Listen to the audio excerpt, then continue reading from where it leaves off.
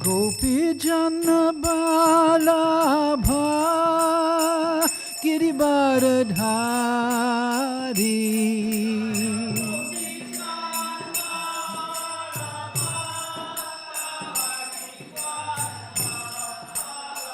Yashodanandana Brajajana Ranjana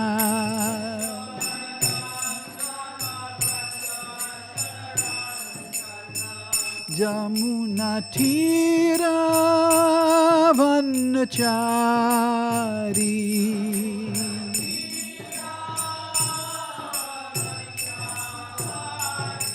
Jaya Radha Madhava Kunja Bihari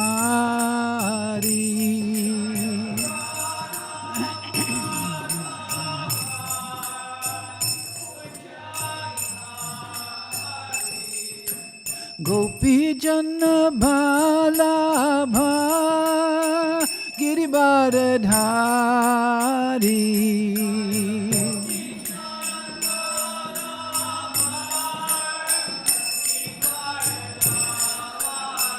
Yashodanandana Brajajana Ranjana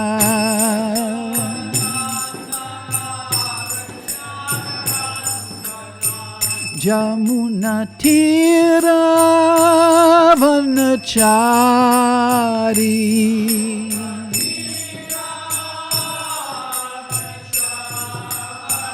Jamuna Tira Vanachari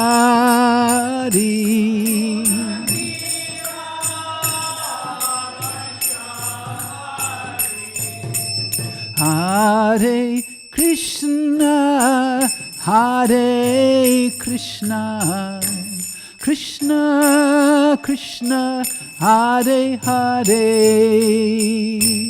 Hare Rama Hare Rama Rama Rama Hare Hare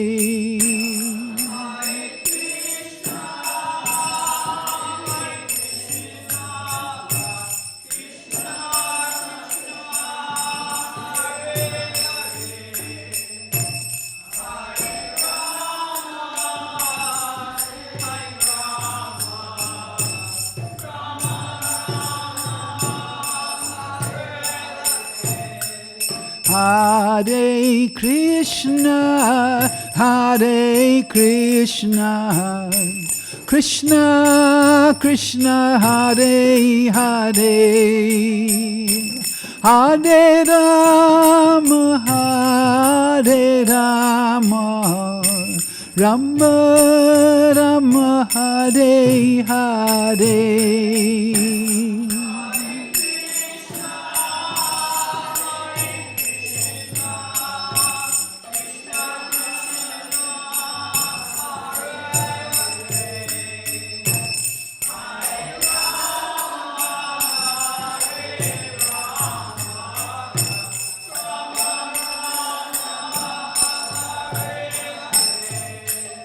Hare Krishna, Krishna Krishna, Hare Hare, Hare Rama, Rama Rama, Hare Hare.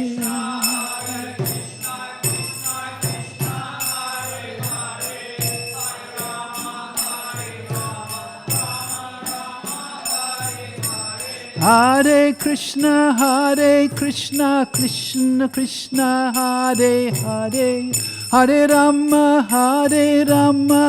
Rama Rama, Hare Hare.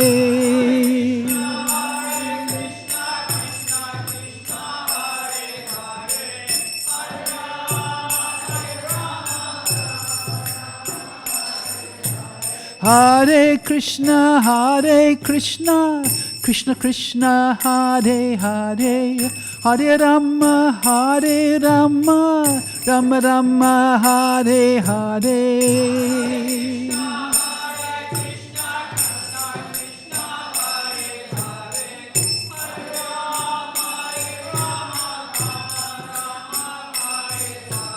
Hare Krishna, Hare Krishna, Krishna Krishna, Hare Hare, Hare Rama, Hare Rama, Rama Rama, Hare Hare.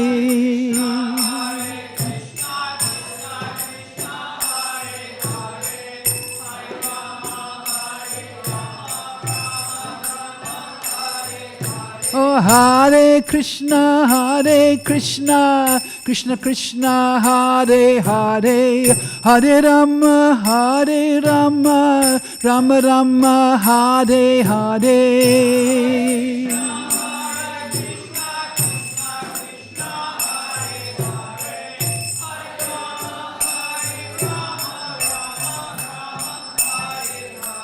Hare Krishna, Krishna Krishna, Hare Hare, Hare Rama, Hare Rama, Rama Rama, Hare Hare.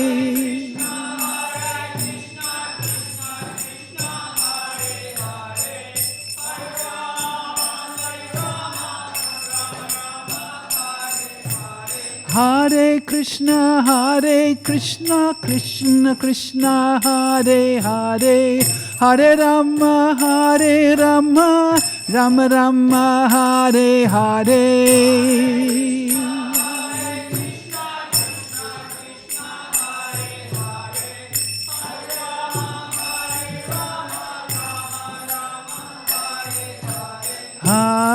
Hare Krishna,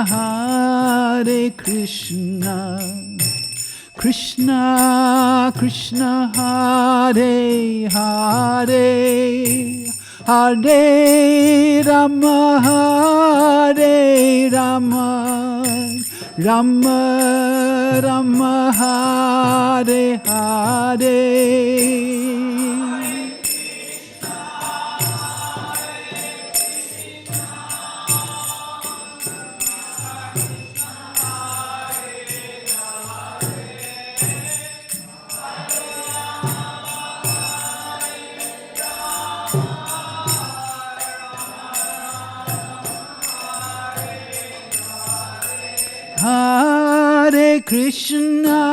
Hare Krishna, Krishna Krishna, Hare Hare, Hare Rama, Hare Rama, Rama Rama, Hare Hare.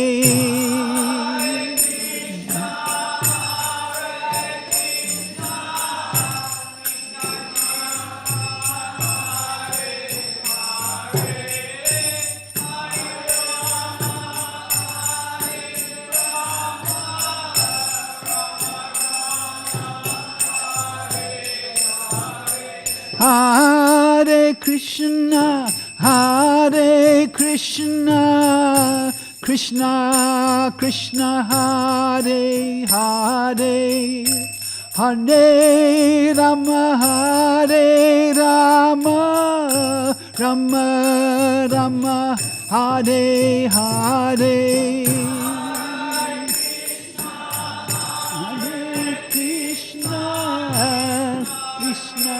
Krishna, Hare Hare, Hare Rama, Hare Rama, Rama Rama, Hare Hare,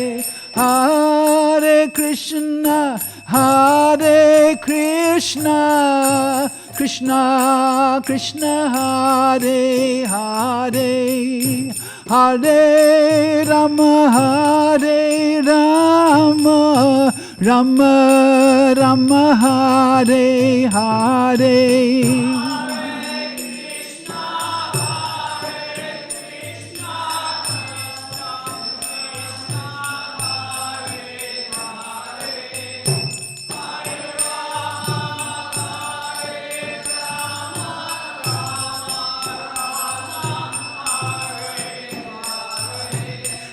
Hare Krishna, Krishna Krishna, Hare Hare, Hare Rama, Hare Rama, Rama Rama, Hare Hare.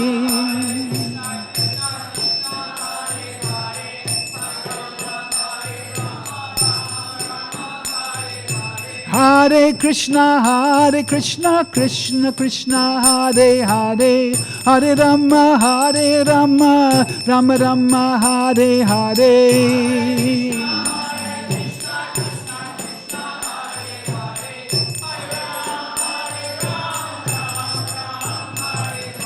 Hare Krishna, Krishna Krishna, Hare Hare, Hare Rama, Rama Rama, Hare Hare.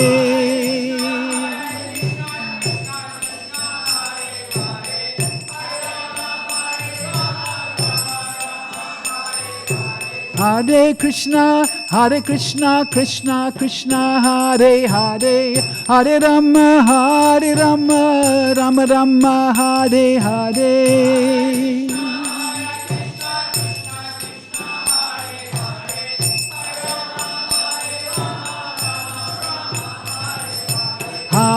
Hare Krishna, Krishna Krishna, Hare Hare, Hare Rama, Rama Rama, Hare Hare.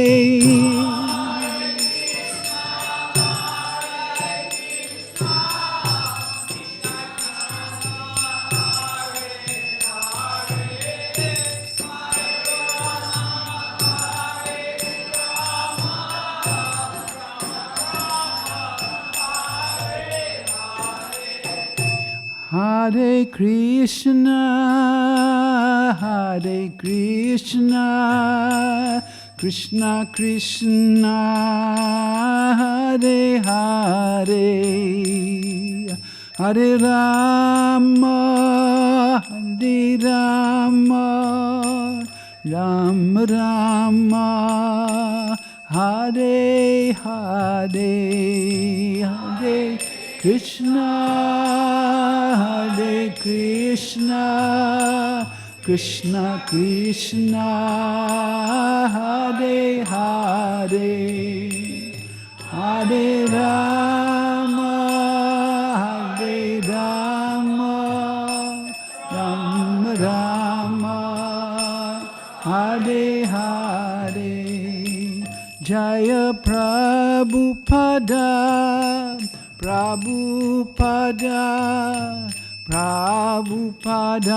Srila Prabhupada.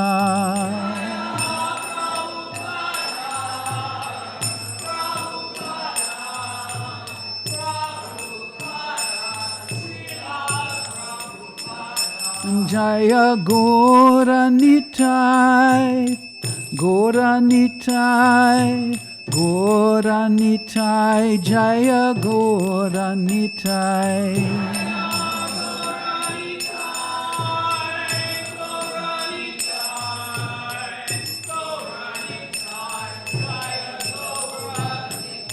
Jaya Radha Ballabha,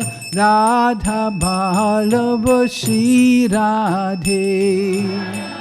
Radha Ballabha, Shri Radhe. Jaya Radhe, Jai Radhe, Jai Radhe, Jai Shri Radhe. Radhe, Radhe, Jaya Radhe, Jaya Shri Radhe. Nitai Gaur Hari Bol, Hari Bol, Hari Bol. Nitai Gaur Hari Bol, Nitai Gaur Hari Bol, Hari Bol, Hari Bol. Nitai Gaur Hari Bol. Jayam Vishnupad Paramahansa Jagattarini Ostotera Sata Śrīmad, His Divine Grace A.C. Bhaktivedanta Swami Srila Prabhupada Ki Jai.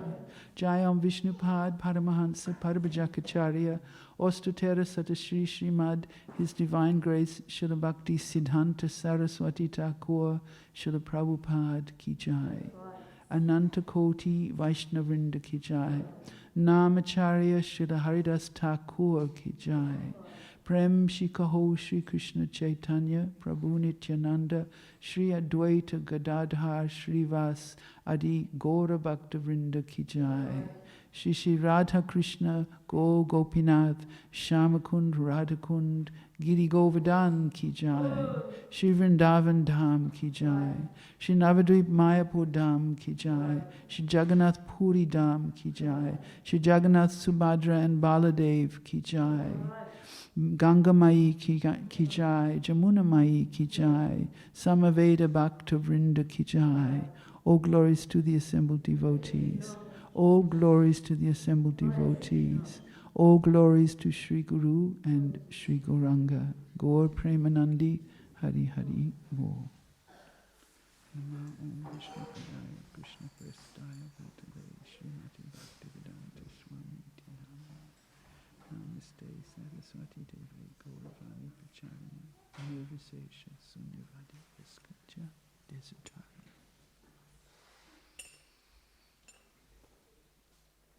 So today we will hear the third of these three very, very, very important classes in this chapter, Narada's instructions on the Śrīmad Bhāgavatam. So this is Canto 1, Chapter 5, Text 35. Sorry, 34. Text 34. Evam nirnam kriya yoga sarva samsmriti hetava tadeva mam vinasaya kalpante kalpita pare evam nirnam kriya yoga sarve samsmriti hetava ta evatma vinasaya kalpante kalpita pare evam nirnam kriya yoga sarve samsmriti hetava ta evatma vinasaya kalpante kalpita pare.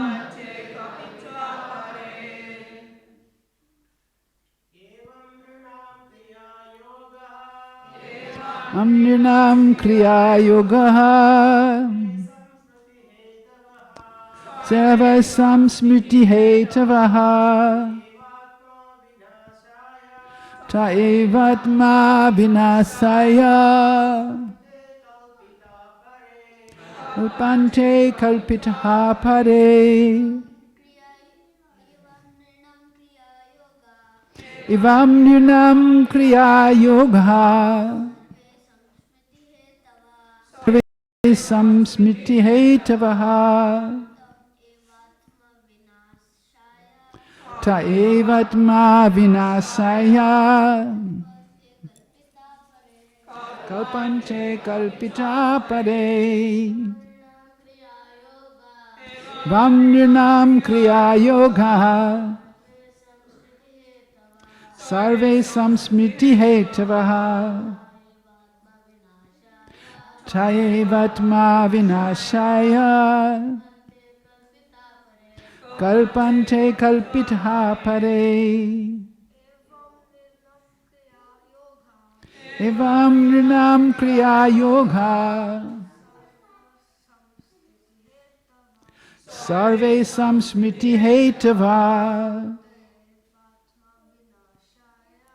taetapma vinashaya kalpante kalpita pare. Evam ninam kriya yoga sarve samsmriti hetavaha taevatma vinashaya kalpante kalpita pare.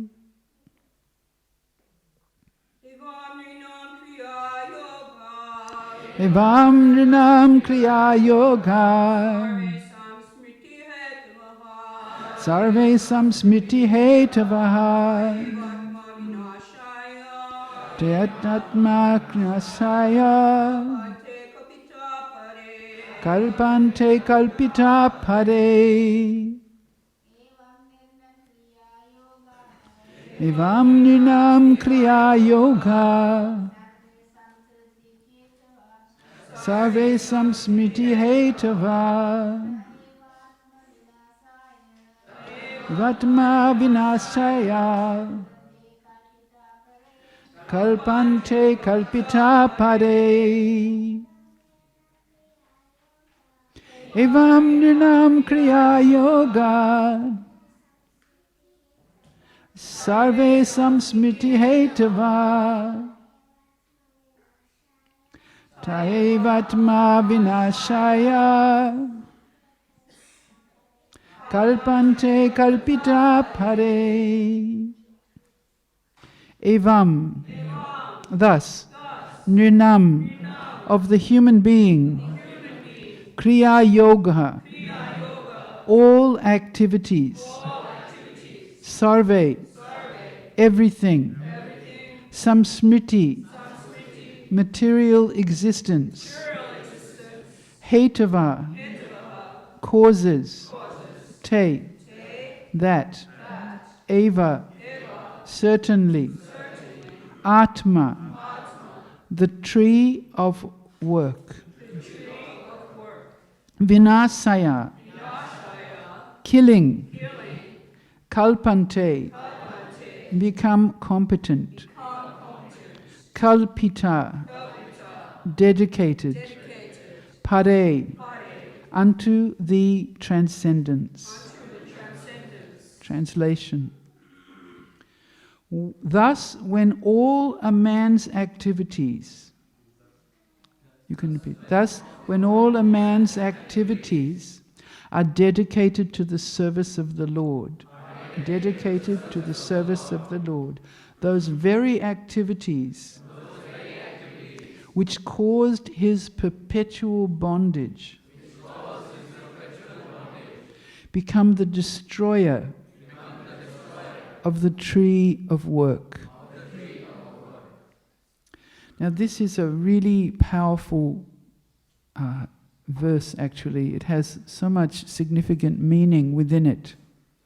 So let's go on to the purport and then we will come back. So in the purport, Srila Prabhupada, he first tells us about the tree. It's a different tree. He's already called this the tree of work. We can kill the tree of work. So this is a different analogy of a tree that he gives now. Fruitive work. So fruitive work, we understand that I work very hard, I plant this tree, and as it grows up, it gives me some wonderful fruit. And my intention in planting it was obvious. Obviously, I planted it because I wanted the fruit. Why else would I plant the tree? So this is called fruitive work. And this becomes like chains. Right? I plant the tree, then I need water. So maybe I'm a very poor person, I need to find a well. Maybe I even need to dig a well because this is going to be a huge tree. So I get my well going. And then I'm watering the tree, and while I'm waiting for the tree, I'm protecting the tree. So much activity is going on, and sometimes animals are coming and eating my tree, and then I have to work out how to get rid of the animals and make greater protection for my tree. And then my tree is growing, but some of the fruit don't look very healthy and nice. So then I have to go to Bunnings and look at all the repellents and the insect sprays and so on and so forth, and find the best one and come back and spray my tree with this. And this, of course, kills all the insects that are disturbing the growth and fruit of my tree. However, there's some reaction for that, because I killed all of those insects because I wanted my tree to grow so I could get the fruit. So there is some reaction there that's going to have to be shared by me later. Never mind. On we go. So we put in the fertilizer and the tree's growing, and it's not growing fast enough. So then we think maybe I should have 2 trees, because this tree is actually, I find out now, it's a slow grower. And there's a new breed out in Bunnings that will tell you this tree grows apples in 5 years. So I might as well plant another one just in case. So I plant another one. So I've got 2 trees now. I feel really safe, because if one, then, you know, they talk about diversifying your assets. So I've got 2. And then this one is very unhealthy. It's not growing so well. I go back and complain because, you know, it said on the label it would grow healthy. So they tell me, no, you fix the soil, fix the soil. So now I'm digging the soil, and my tree is growing and the other tree's growing. And this is how life is.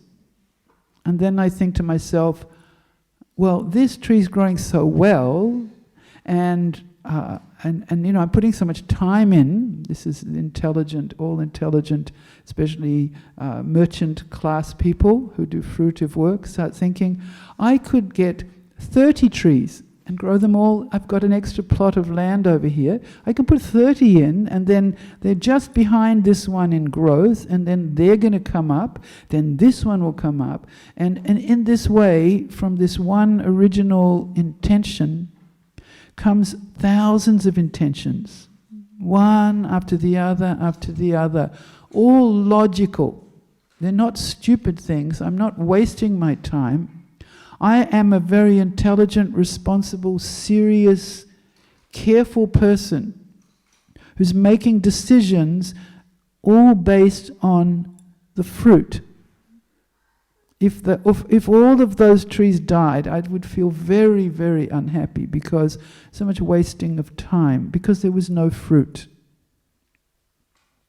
So fruitive work, which has perpetually, that means like forever and ever and ever, engaged the living being, is compared in the Bhagavad Gita, is compared to the banyan tree in the Bhagavad Gita. So for those who have not seen it, which includes myself, I have read about, because I like trees. So as soon as you put a word tree in there, I'm like, oh, okay, this is interesting. So there's a tree in Calcutta that is a banyan tree, and some people say, Srila Prabhupada says it is over 500 years old, and other people say it's 250 years old, and it has grown and grown and grown, and it has around about, I think, if I'm not incorrect, over 1,000 trunks. And it covers many, many acres. And so this tree is sometimes advertised as the tree that moves, because it's here, then it's there, then it's there, then it's there. And the tree is so intelligent, it goes in the direction of sunlight and not in the direction of industry and other difficulties that it would face if it went in an opposite way. So this is what a banyan tree is like, an amazing banyan tree. I think it has the most trunks in the whole world. So you feel when you walk through that banyan tree as if you're walking through a forest. And you would never think, if you were not educated, that this is one tree. So this is also how our existence is. In this one life, so many trunks have come down, and they've rooted into the ground, and they've created another until they create this mass. And so when you meet a person, even if the person is myself, if you meet somebody who has not been raised and educated on a spiritual path, and you tell them about Krishna consciousness, You're asking them to hear you through a forest of fruitive desires and so on and so forth surrounding them. So when somebody does hear your call and starts to listen a little bit, you should celebrate that, because you should understand the magnitude of what is fruitive work.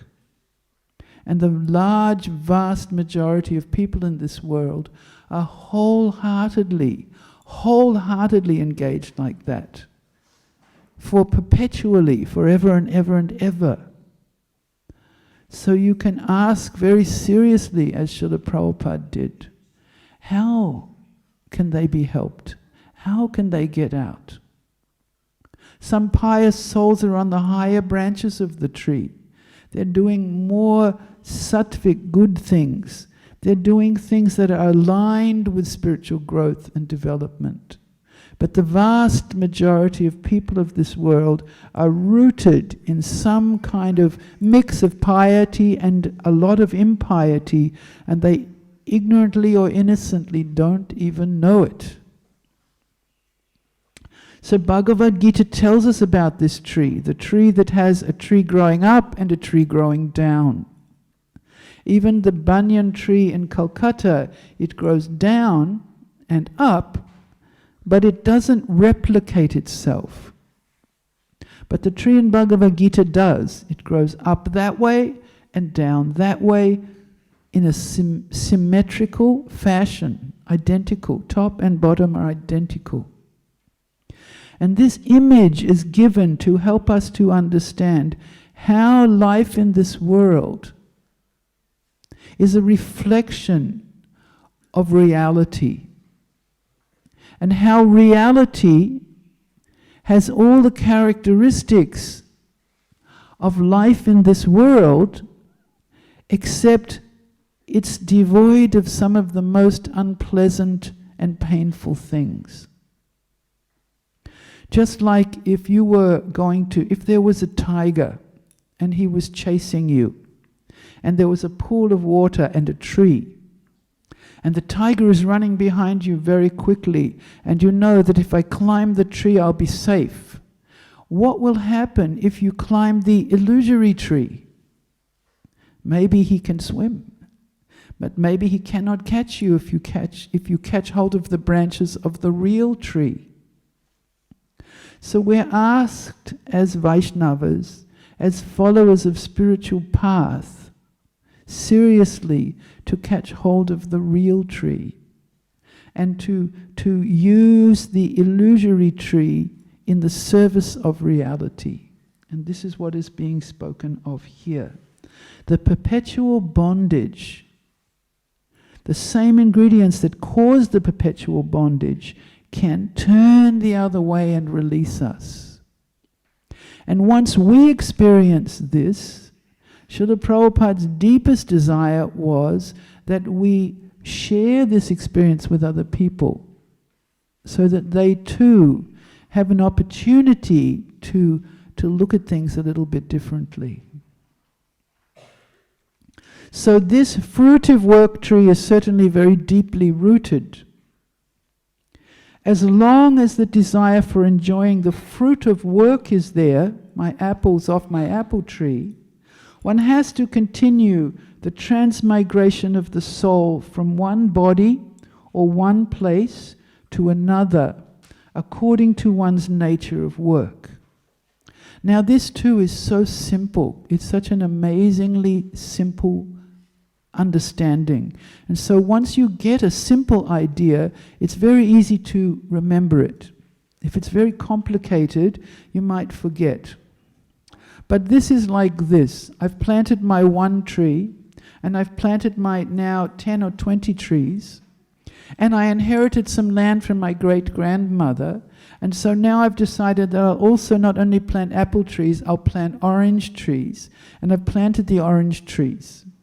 And not only have I planted now apple and orange trees, I discovered that you could take the avocado pit and you could put two little sticks into it, little toothpicks, put it in water, and it would grow. Now, without having to go and buy a tree, I've found a way that I can now make another tree. But avocado trees take 15 years before you'll get an avocado. So now my plan for my apple trees, my orange trees, and my avocado trees, it's at least going to be 15 years that I'm going to be doing this. And so while I'm waiting, I should do a few more things. So I set a few more things in action. But because the mind has greater flexibility than the body or time, my mind is racing on all the other things I could do in my beautiful garden, but the time span of my body is not going to last as long as my expectations. And so mercifully, what Krishna arranges is extra time, so I can get the fruit of my apples and my oranges and so forth. I may be born in the same field. I may become the son of an agriculturalist, and I walk by that field and I think, wow, I'd like a field like that. Why don't I buy it? And I buy it. And then I start again. And I say, I don't know what it is about this place. It gives me so much energy. I feel so good here.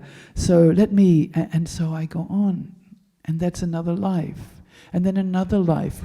Because my plans exceed the amount of time that I have. So what most people are doing, Hare Krishna, Mataji.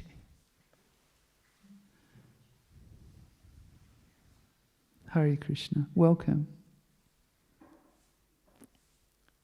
So what most people are doing from the time they wake up in the morning, and possibly even when they're asleep, is they're making plans in relationship to what they see, in relationship to what they hear, in relationship to what they touch. They're making plans. Don't you notice it yourself? Yeah? As soon as you get up, you're making plans. And for a devotee, they're thinking, it'd be really nice to go to India this year. It would be really nice if I could do this and that. And I need to learn Sanskrit. And I don't know how to learn Sanskrit. And it would be so good if I could, learn how to be a pujari and do that as well. And so many things. It's the nature of nature, or the nature of the mind, to completely all the time be making plans. And so we're clocking on more time to our desires. And sometimes they go up and down, they go to other planets. Like, I would love to see heaven. I've heard about Swaga, or heaven. There people enjoy in incredible ways. I've read about it. And I've also seen a YouTube video on this. And I've also been reading in the news that some people are going to go to Mars. So I would like to, and then you're starting to go extra celestial, so you're going out into the space, and these things are going to take you like mountainous ages to accomplish, if at all. And this is what people are doing with their time of their lives. They're making plans. So we're doing it. They're doing it. We're making plans, they're making plans. We're making plans because we have the same faculties that they do. They have a mind, a brain, and so on and so forth. We do also. But there's a difference between our plans and their plans. And it may be just a small difference, because we may still be quite materially engrossed.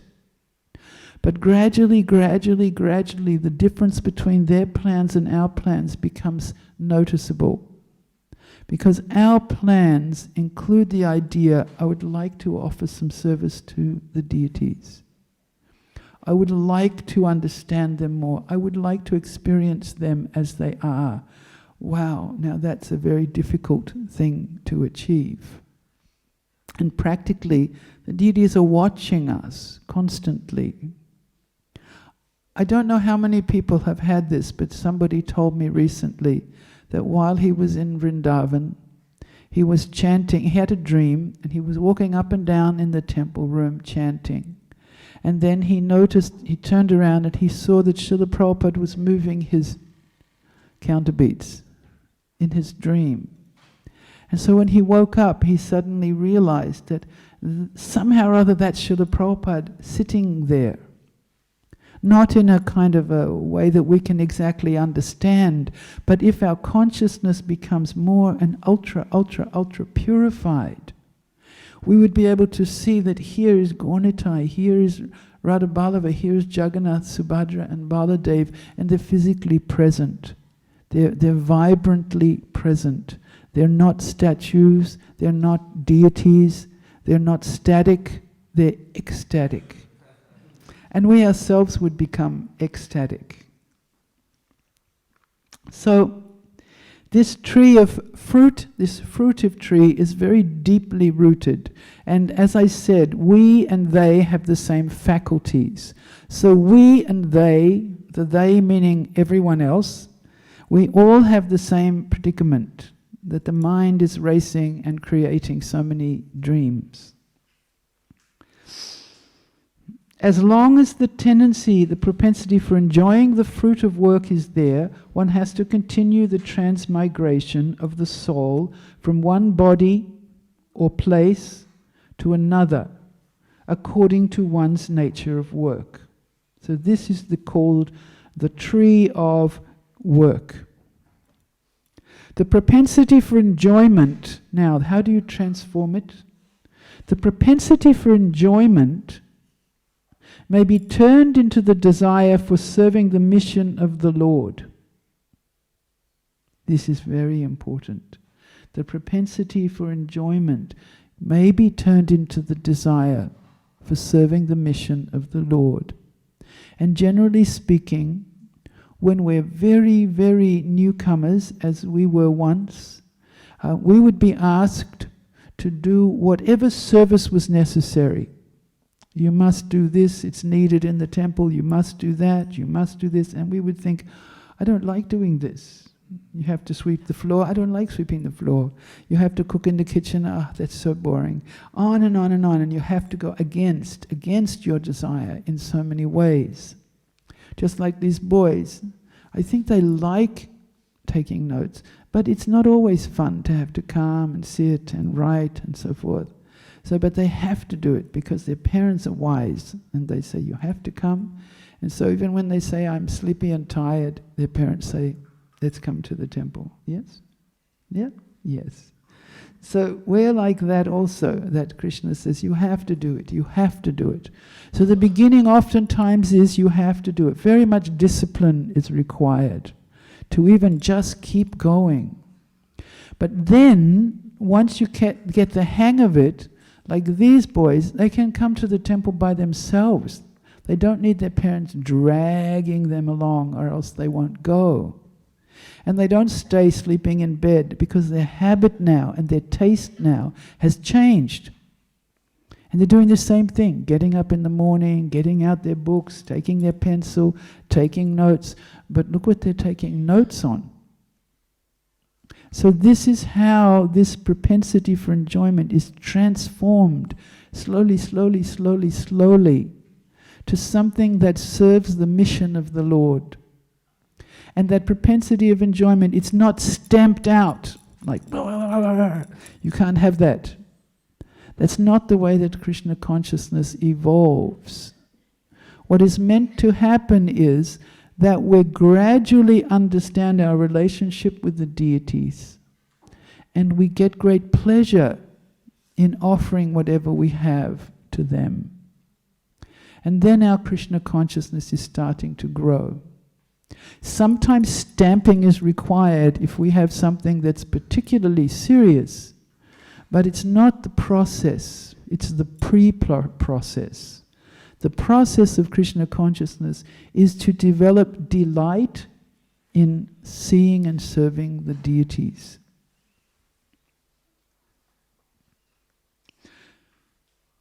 The conclusion is that when the result of all fruitive and other work is dovetailed, we need, this is a carpenter's term, actually, and I'm not sure what the original what Srila Bhaktisiddhanta Saraswati Thakur used for this term. But if you notice, dovetailing is when you have one like this and one like this, and you put them like this, and they become very strong.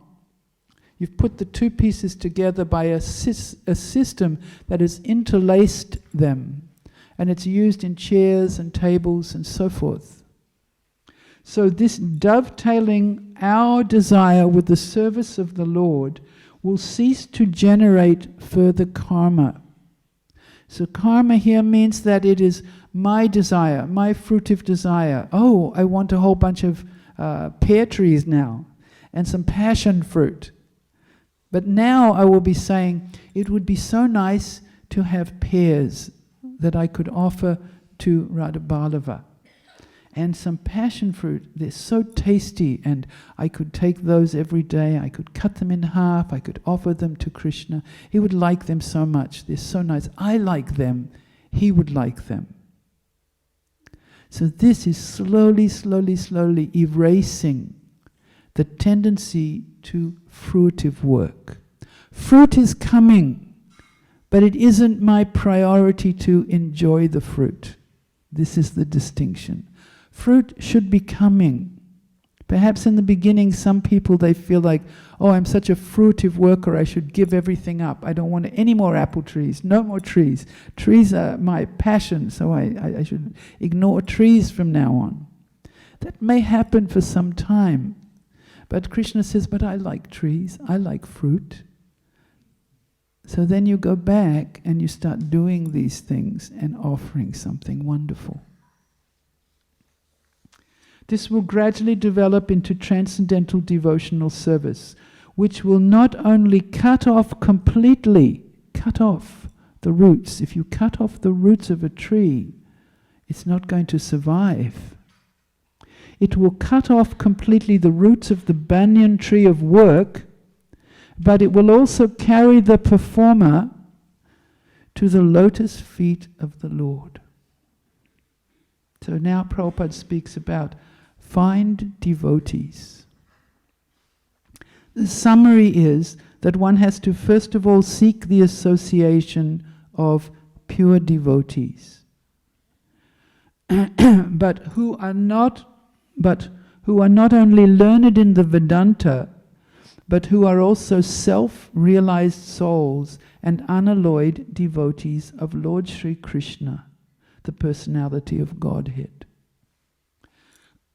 So sometimes Srila Prabhupada would say, all my devotees are pure devotees.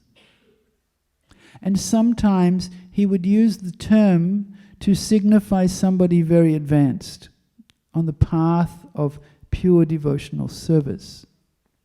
So the first thing is we should understand the distinction between pure devotee and not pure devotee, because there are many, many levels of devotional people in the world. We can't cross them all off as having nothing, and we, as an immature bhakta, have everything. No, they also have devotion. But as their concepts are purified, their devotion is purified. So oftentimes, very faithful, religious, pious, moral people, their understanding is not the same as ours. It's not that we should cut off the fruitiveness. They still want the fruit themselves because they feel like God has given me this, I should enjoy this. And they thank God, thank you so much for giving me these fruits, and I will enjoy them. And this is also not improper, but they don't necessarily have, or they may have beginning to develop the idea that this belongs to you. And in one sense, you can find people who are highly evolved in devotion who have not even touched the Krishna consciousness movement. Why is that? How could that be? Well, it's simple, because Krishna says, I'm seated in everyone's heart. So he's the guiding force. So if someone is looking for him, Srila Bhaktivedanta Thakur tells us, he will never fail to reciprocate with that person. And eventually, perhaps, he will bring them to the path of pure devotional service, which the implication is the purity is in the concept of offering things primarily for the pleasure of the deities and secondarily for my pleasure. Primary, secondary. That's the distinction for a pure devotee.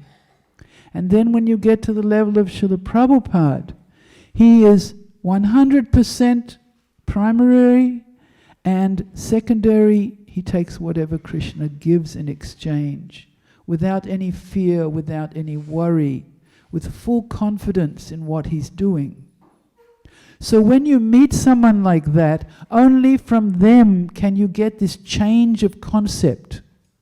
Put this primary, put that secondary, because everyone else is putting primary me and secondarily my religious faith. It's the tendency. We cannot say that everyone is doing it, but it's the tendency. Even it's our tendency if we look very closely in our hearts. So how do we become more pure devotees? By putting Krishna primarily and our desires secondarily. And so people who are adept at this, oftentimes you say to them, I will see you next week, and they say, Krishna willing. Krishna willing. If Krishna desires, then. So we need to seek this kind of association, and the Bhagavatam, of course, is the source of the greatest amount of this association from Srila Prabhupada's own consciousness, transferring for the modern age. And we see it's very hard for modern people to accept it, but were you to give them the Vedas, they would find that impossible even to understand. In that association, by Srila Prabhupada here with us, the neophyte or beginning devotees must render service, loving service, physically and mentally without reservation. So there we can see, we can judge ourselves by that. Do we have reservations? I think if we're honest, most of us would have to say, yeah, I have a few reservations. If I was asked to do this, I don't know if I could do it. What if this happened? I don't know what I would do. So then we can judge our eligibility or our progress by how many reservations we have. And we can advance from there. That is the wonderful part. This service attitude will induce the great souls to be more favorable in bestowing their mercy. This mood, I want to improve, which infuses the neophyte with all the transcendental qualities of the pure devotees. Now this is wonderful, because I think, like myself, most of us could say, we're neophytes. We're just beginners on this amazing path of Krishna consciousness. And so if I can improve my mood of service according to my nature, according to what I like to offer to Krishna, but gradually putting Krishna subtly and more in the foreground, then the qualities, the transcendental qualities, they come into us. And we even find ourselves able to speak in ways that we ourselves never thought. Because these qualities are coming to us.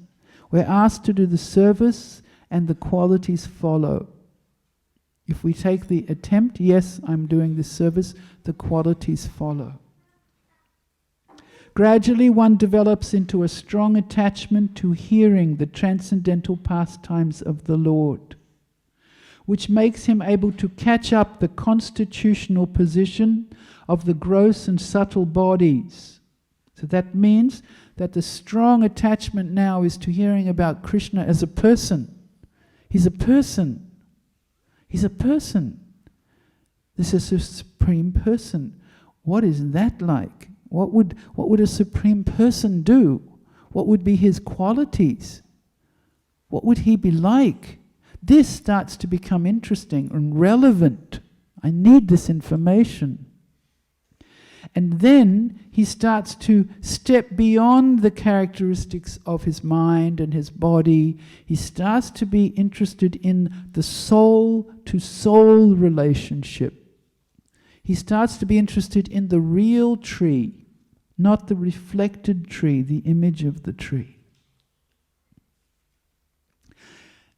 And he catches up his nature beyond the body and the mind, and beyond them to the knowledge of the pure soul and his eternal relationship with the Supreme Soul, the personality of Godhead.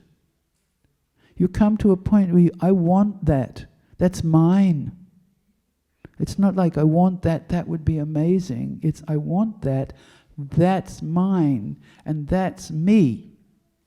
And then you know that the fire is starting to burn more brightly. So then Srila Prabhupada and all of our acharyas, they always bring us gently, gently, gently through our journey of life to the real penultimate place. After the relation is ascertained by establishment of the eternal relationship, after we've established I have an eternal relationship, pure devotional service to the Lord begins gradually developing like a rose opening a few leaves, a few petals. Each day you open a little bit each day, until the rose is at its most beautiful point, and you can look inside and see all the petals in circles around each other, and the fragrance of the rose is now so strong that you feel the joy that that flower was meant to offer. So it gradually develops into perfect knowledge of the personality of Godhead beyond the purview of impersonal Brahman and localized Paramatma. That means that first I understood that everything was spiritual, and that was a big step forward. I saw that everything is spiritual actually. I don't understand it very well, but they're spiritual, you're spiritual, everybody is spirit. And then I'm told that actually even the things that we see like this and like this can become spiritualized. So I'm seeing that things can become spiritualized of this world. The material things can become spiritual. That's my first step. My second step is that I see not only that everything outside is spiritual, but I have my own direct inner guide. That doesn't mean that now I don't need any other guidance, but it means that in any situation I can seek guidance and will receive guidance from within. This is the localized Paramatma aspect that Krishna says, I'm seated in everyone's heart. I'm giving them knowledge, giving them forgetfulness, giving them direction.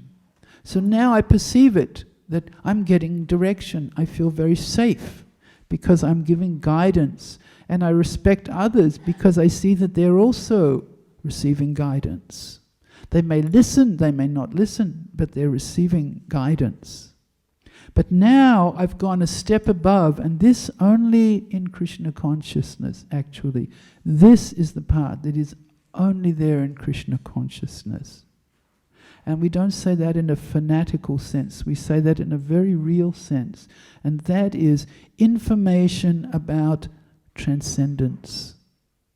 And you can't get there by your own means, because you can read, you can study, you can look all over the world, and you'll find that the best spiritual thinkers, they go to these two levels. And none of them, if they're not in Krishna consciousness, none of them will tell you that God is blue. They don't know that. And of course we also sometimes think, God is blue. I have to think about that. But this is the truth. This highest level is only there in Krishna consciousness. So we develop from perfect knowledge of the personality of Godhead beyond the impersonal, beyond the Paramatma in the heart. By this Purushottam Yoga, as it is stated in the Bhagavad Gita, One is made perfect even during the present corporeal existence, even during this life. And one exhibits all the good qualities of the Lord, not all the good qualities of a human being, but exhibits all the good qualities of the Lord to the highest percentage. So this is extremely valuable, important information for us. Such, Srila Prabhupada finishes by saying, is the gradual development by association of pure devotees. So we remember here that Narada has met Vyasadeva at a crisis point where he's done all that he could, all the best work he could, and he feels incomplete. And Narada has come just as he was thinking, perhaps the reason I feel so much loneliness, emptiness, barrenness in my heart is because I haven't really gone deeply enough into the full spiritual essence. That's us. But he says perhaps it's because I have not described Krishna sufficiently. I've described the other two levels of God realization, but I haven't actually focused firmly enough on this absolute transcendence or the real tree. And so Narada confirms it, as does the pure devotee. They confirm, yes, you're correct. You must concentrate on this highest level if you want that full satisfaction. And how do we do it? Gradually. We do it gradually. But we make the definition very clear. We make the definition of the goal very clear, and then we try our best to move forward from whoever we are, wherever we are.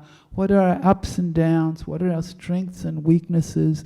What are our attachments? What are our virtues? We try to move in that direction. And if it should take 1 life, 2 lives, 3 lives, it's almost irrelevant. It doesn't really matter. The only thing that matters is that we get there. Just as, of course, we see in the university that you have 1 year to get to this point and 1 year to get there.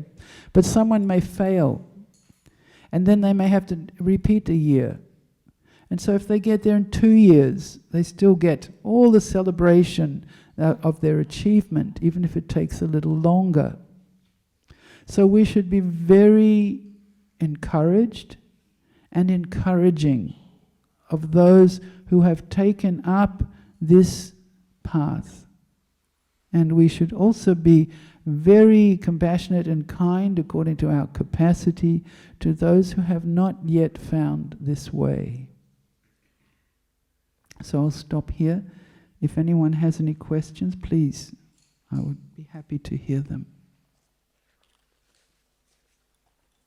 Yes, Krishna Das. As you were mentioning about the banditry in Bhagavad Gita, which goes up and down at the same time, which are both identical. Yes. So is that in the 15th chapter of the Bhagavad Gita? Yes, it's in the 15th chapter. It's called Purushottam Yoga, or the Yoga of the Supreme Person. Yes, it grows up this way, and of course, you never see a tree in this world that's going up and down.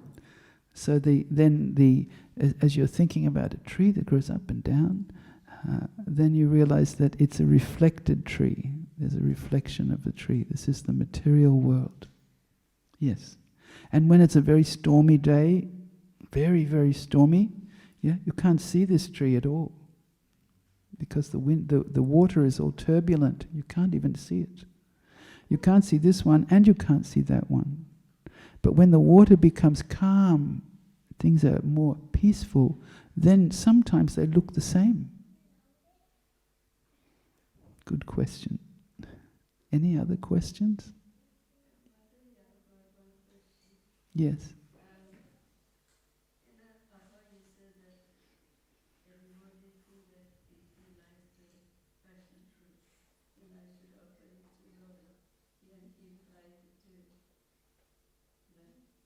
Sorry, I didn't hear. Can you speak it again? Your husband should speak it. Yeah.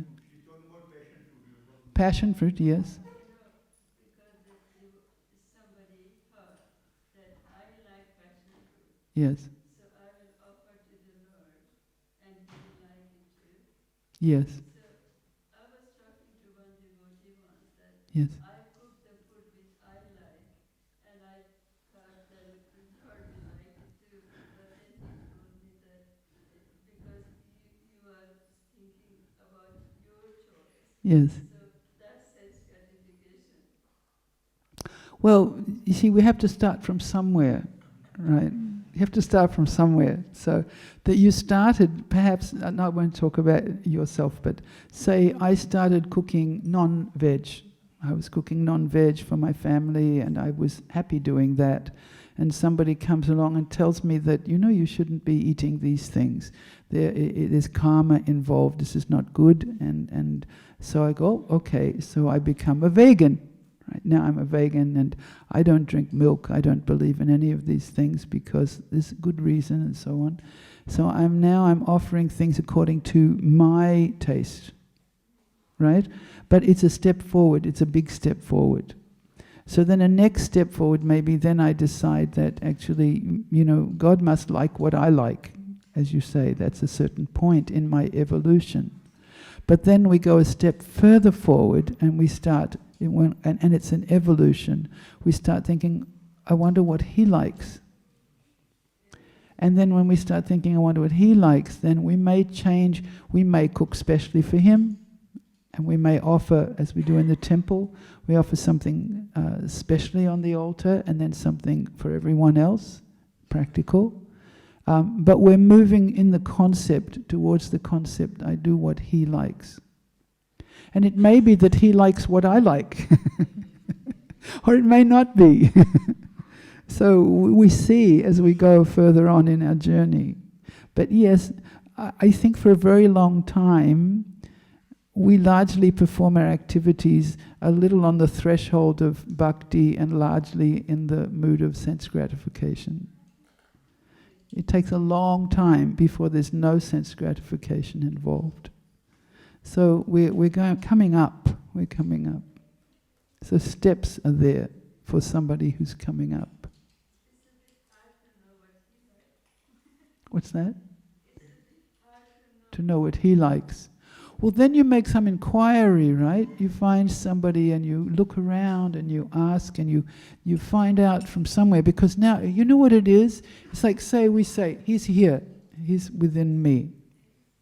And I'm going along doing everything and I'm not thinking of him, I'm thinking of me.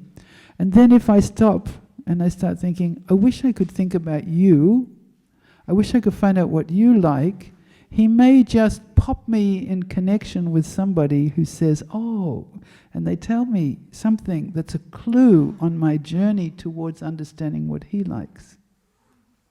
And we think, or we usually say, that was really lucky. I was really lucky today. I was thinking such and such happened. And we call it luck, or we call it like just amazing that happened. Or, as we evolve further, we may feel this connection there, and we may start misusing that connection and saying, please give me a new bicycle, please give me some days off from school, please give me this, he's there with me and I see it coming, and so I think this is a very good relationship. But then as we grow more mature, we realize that, I should give something. And then when we're very mature, then we think, I should give everything. And we have to find out about who is this personality. Is he a frog? Is he a frog? What can he do? Who is he? And then, see, knowledge is increasing, and with the increase in knowledge, in pure knowledge, comes pure devotion. Because your understanding, your conclusions are going higher and higher.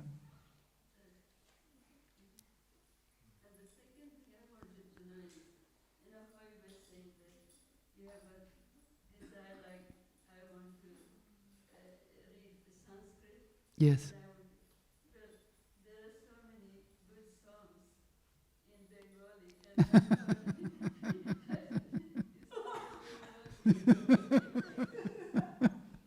Why don't you insert the two words, Krishna willing?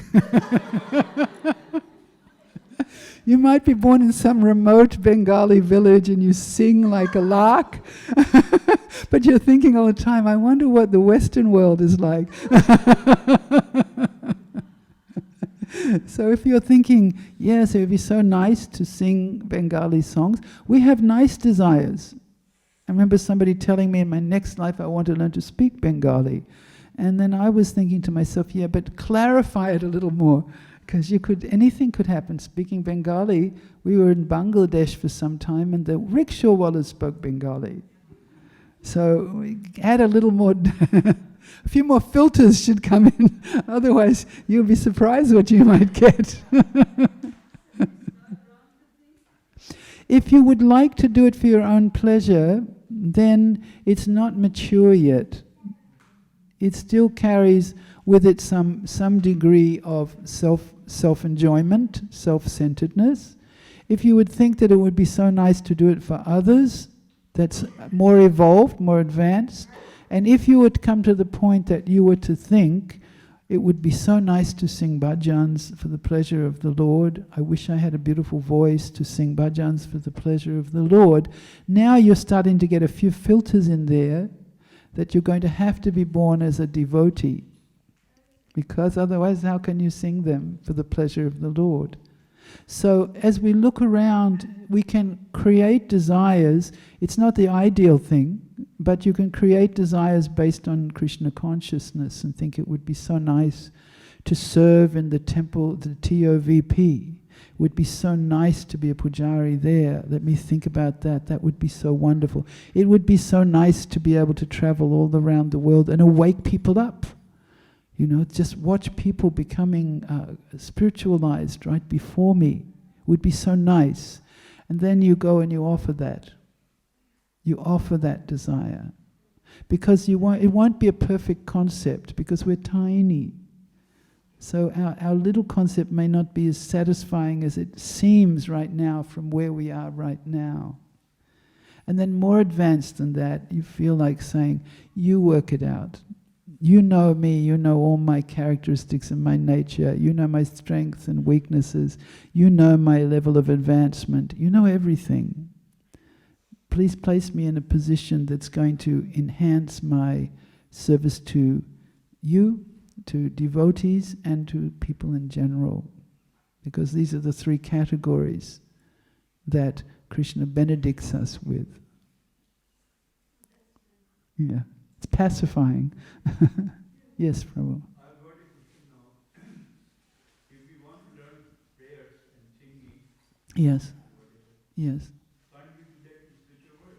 Because we are seeing Krishna directly. Yes, of course.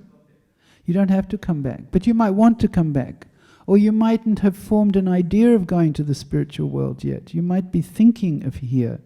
So then Krishna's not going to sort of pick you up and disorient you by popping you in the spiritual world when you were thinking of here. So that's why we need to hear, because gradually we shift from, I would like to sing songs here in the temple in Dank Street, and then as we evolve through the process of hearing, gradually we start thinking, oh Krishna, it would be really amazing if I could sing him a song, right? And then that's our evolution forward.